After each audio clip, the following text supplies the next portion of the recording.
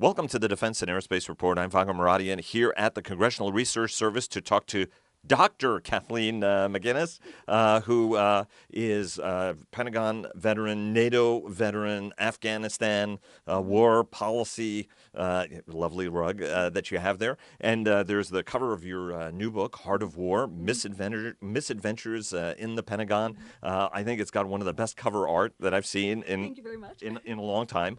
And it's a novel, and it's largely autobiographical, somewhat autobiographical. Yeah. But more fiction now. the admirable thing that you tried to do is to write a fast-moving novel that's actually got some serious policy themes in it. So and it's out, I think, on the 27th? 25th. The 25th of September. So make sure that you place your orders in now for it. You're going to have a talk on the 27th at the Atlantic Council, if I'm correct? Mm-hmm. That's correct. And any place else that people should go to see some advanced buzz? On the 25th, there's going to be an event in Annapolis at Old Fox Books, and in New York on October 12th. Anybody who's there, come and join us at NYU Bookstore. That'll be from 5:30 to 7:30 on October 12th. That's right. And for everybody, just make sure you plan your travel accordingly to make sure you make it to all of those events. Exactly. Oh, and I should say that there's going to be an event at Sinead's Irish Pub in Arlington on November 13th. Oh wow, fantastic! You covered the whole season, right? So it's also good Christmas shopping that people can do in advance. So talk to us about what you were trying to achieve with the book, because I know you worked on it for quite a while, and you're trying to sort of kind of get people to read kind of an interesting book and an interesting story, but actually deliver some kind of serious policy themes. Well done from a policy standpoint. Thank you. I guess the inspiration for the book, it was in Afghanistan. I was there in 2009 with Secretary Gates, and we were flying from one of the provinces outside of Kabul to Kabul itself. And I was encouraged to sit off the back of the ramp of the Chinook, and they put the harness on me and sort of sat down. And I thought, oh, this would be great. I'm going to take great pictures from this. I've seen photos of people doing this before. And I sat down, and I was terrified. And so as I was looking at my boots and Kabul below me and the chase helicopter in the distance, it occurred to me, wouldn't it be interesting to write a book about how somebody like me, I was 28 years old at the time, would end up in a position like this? And as I got writing and I started organizing my thoughts, it turned into something much more. It turned into a way to contemplate, meditate on themes of my experience in the Pentagon and themes that we've been discussing here in Washington for a long time. Like, how do you structure the Department of Defense and the national security community to accomplish national objectives in an era of strategic complexity? How do you do human capital management in these situations when we have a human capital system that's designed for decades past, but we've got a much more dynamic workforce across the U.S. economy? How do we match that? How do we deal with the difference in gender balance that's occurring within the Pentagon? It's a very male-dominated institution, but more and more women are taking part in it and taking jobs there. How do we deal with that? Things like strategic competition versus counterterrorism. How do we set strategic priorities and then follow through on them? And what do we do when catastrophic events sort of get in the way of our best laid plans? So it became a meditation on all of these different things, and it invites the reader to come up with their own assessment of how we might be able to do these things better. And then you also have the sort of civilian-military divide a little bit in the department, where military folks have a tendency of looking at civil servants as sort of oxygen-stealing slugs sometimes to be squashed in a reorganization, as opposed to the folks who actually, in many respects, do run the entire national security apparatus because of their vast experience and their tenure in jobs that allows them to be that continuity when military people rotate in and out of some of these billets. That's absolutely right. I think that the civil service, these are good people that are working day in and day out, sometimes 12-hour days, sometimes having to sleep in the cot when something happens, not getting home for weeks, not being able to go to family events or the happy hours or hang out with their friends. They're there doing the job because it's important to them. It's important to them to be able to help the person down on the front line and make sure that they get the things that they need, the equipment that they need, the training that they need, and the command and control that they need. So we've got a lot of people there really trying to do the right thing, but consistent headquarters reductions, and the faceless bureaucrats, because they don't have a face, they don't get to, show the world that they're really trying to do the best on behalf of the nation. As a former faceless bureaucrat, thank you very much for giving face to all the hardworking people. My mother was a consular officer at the State Department, so at the U.S. mission to the United Nations in New York. So we know I know how hard my mom worked on a regular basis. So she definitely wasn't sort of this sort of stereotypical 9 to 5 coat on at 4:59 waiting to bolt out the door. Absolutely. No, these people work long, long hours and, again, really try to do the right thing on behalf of the nation. And, of course, because they're civilians and they come at these issues from a different perspective, usually, there can be friction within the department between the services and the Joint Staff and OSD. But that's okay. That kind of friction often helps lead to better policy. If you can't justify a particular policy position or military operational position, if you can't make the argument well enough, then maybe it's time to relook at the first principle assumptions. And that's one of the many things that the civil service can help our military operators do. Let's talk a little bit about where you think some of this stuff should be, right? So you're letting the reader sort of draw their own conclusions. But what are some of the key things as somebody who experienced this, without giving too much away? What are some of the ways to look at it? I mean, the department now is in one giant reorganization, effectively. We're looking at a new reorganization when it comes to space. And ultimately, I remember something Colin Powell told me a long time ago. At the end of the day, it's not about constantly reorganizing. It's just about leadership. Mm-hmm. You can make any organization work if you exert the right leadership to try to make it work. From your perspective, from your experience, given that you did had such a varied experience, in the policy community, despite your great youth, even though now you are the Doctor of War, that is a title she wears proudly in Washington. We all genuflect appropriately.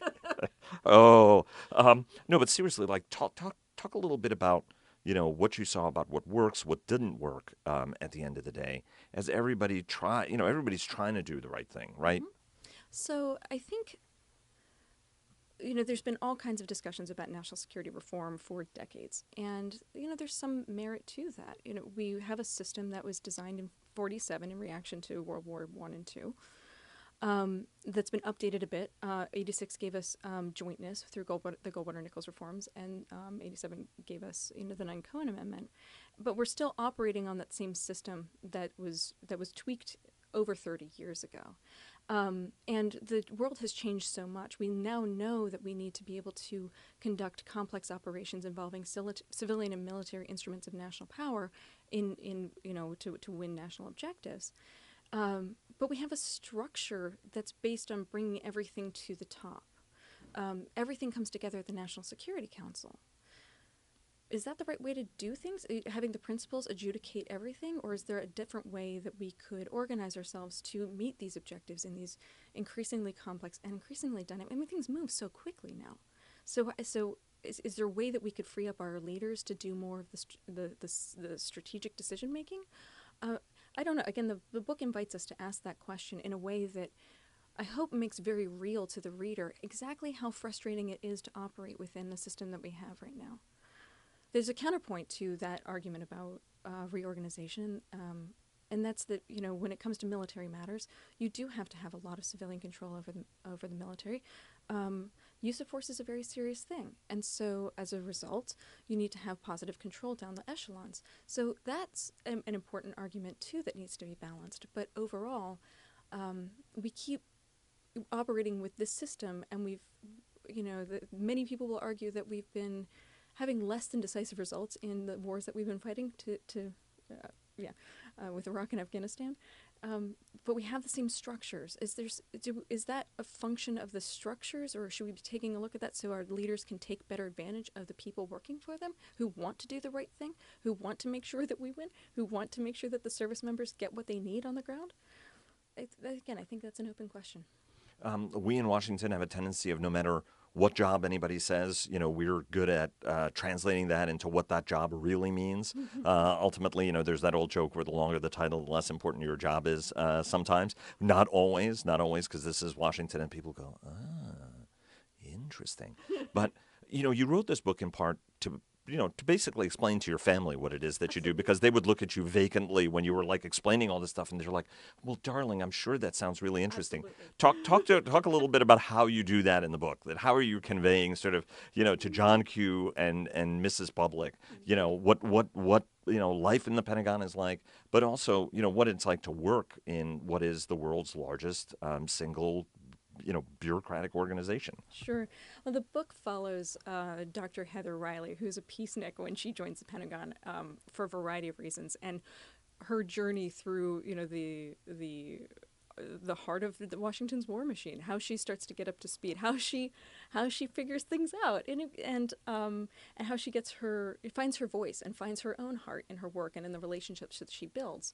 So, I guess the question that you asked leads to why I wrote a fiction book as opposed to an analytic book or an autobiographical book. And it really has to do with when you can walk in somebody's shoes, when you can feel the pain of their upsets and disappointments, and you can feel the joys of their triumphs. It resonates with people. And with fiction, audiences can bring what they have, their own views, their own experiences to the work, and decide on what they think about it themselves in a way that analytic writings don't really necessarily afford the opportunity to.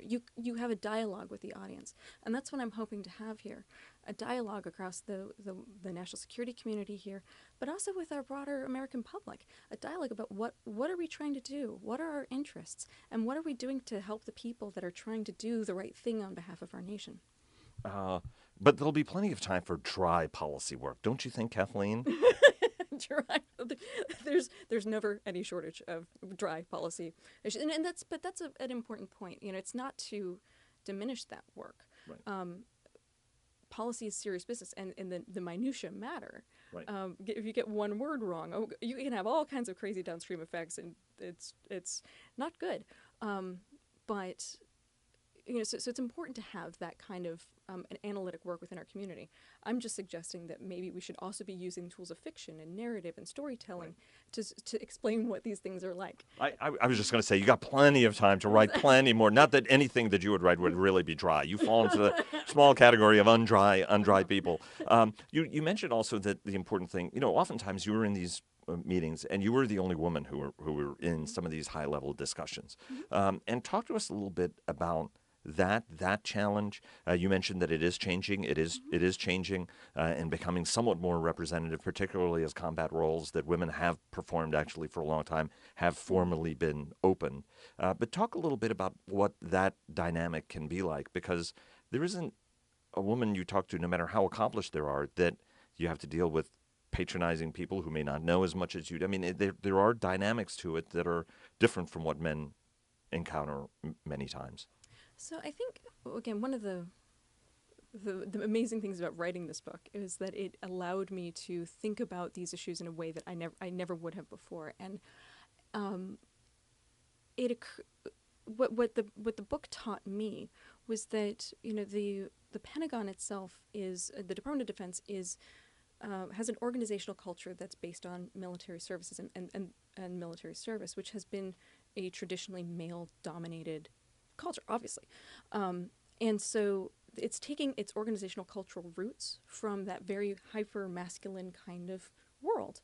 And that's made sense for a long time. But now the gender balance is changing.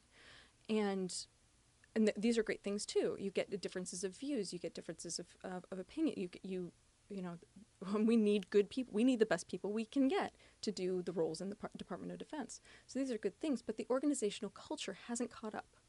To be fair, DoD has made a lot of strides. They've been trying to emphasize diversity and gender inclusion, but we've got a long way to go.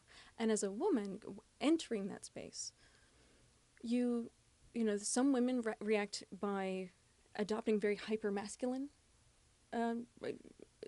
behaviors, to survive, and some women just become more passive.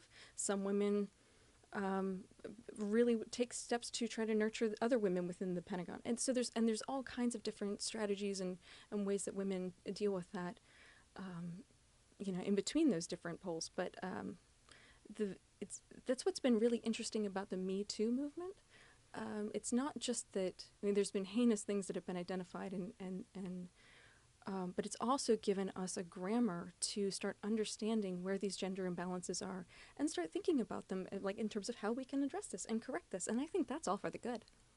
I find some of these things surprising because I think that you should have learned from your parents what's acceptable and not acceptable without necessarily having a Me Too movement for it. But certainly it's vital. Yeah, well, and again, I mean, it's been really important for a lot of women to raise awareness in that respect. But again, the sort of follow-on from that, the next steps are, okay, so what does this mean for our cultures?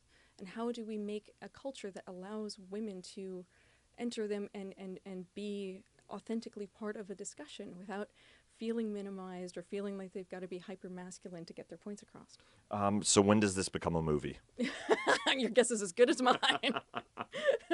We hope somebody from a studio watches this and checks it out. Kathleen McInnis, author of Heart of War, Misadventures in the Pentagon, PhD, Doctor of War, here at the Congressional Research Service.